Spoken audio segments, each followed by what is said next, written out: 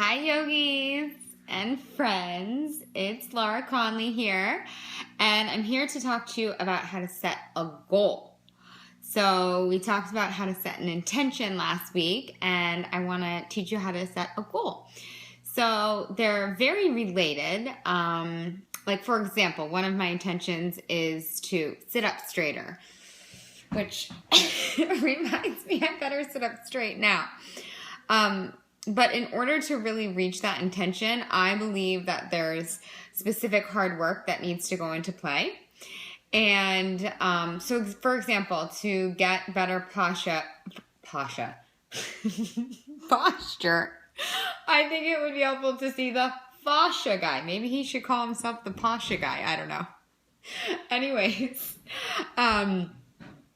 so one of my goals is I, Laura Conley, see my fascia guy 3 times by February 28th, 2015. So it just kind of helps and supports my intention. So you can also have bigger goals or little goals that come along the way.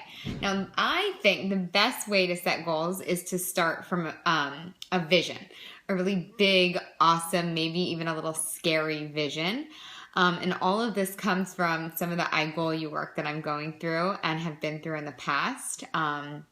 So I've written a vision. It's for 10 years down the line. I'll read it to you. I love it and I want to share it. So it goes like this. I awake to the sound of muffled laughter and a subtle shaking of the bed. Our kids are tickling Brian and are eager for us to get up and start the day. It feels so good to be in my own bed with my son and my daughter and my husband after a powerful weekend teaching and learning at the Wanderlust Festival.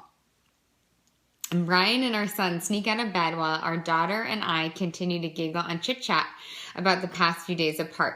The smell of coffee and Brian's special scrambled eggs fill the air. After breakfast in bed, we're off to our son's first soccer game of the season. They lose despite Brian's best efforts from the sidelines. Nothing a little froyo can't fix with the rows and the moors. We head home to gear up for the beach with my parents. I take a big exhale, and we arrive back home. Seeing our home in the Santa Monica sunshine for the first time in a few days reminds me of our hard work, and it illustrates who we are. Our Cocker Spaniel greets us with overwhelming love, and the kids run to the neighbors to say hi. After a little one-on-one with Brian, we hop on our cruisers and bike down for some fun in the sun. The kids are in heaven in the waves, and the usual lighthearted banter is in full effect among the adults. I managed to get a beach run in before screaming early to teach my class at Yoga Works on Montana and meet with the new coaching client afterwards.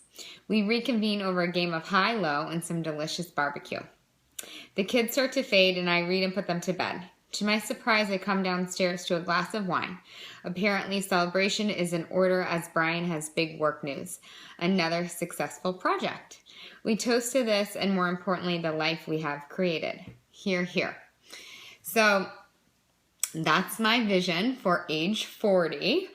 And I came to that vision through a couple different meditations and free writing. So I encourage you to sit down, imagine what your life would be like in 10 or 20 years, and just go for it. Check the logic and the rationale at the door. Check those scary little voices that get inside your head at the door. But let it evoke those butterflies in your stomach. I read this quote that said, if your dreams don't scare you, they aren't big enough.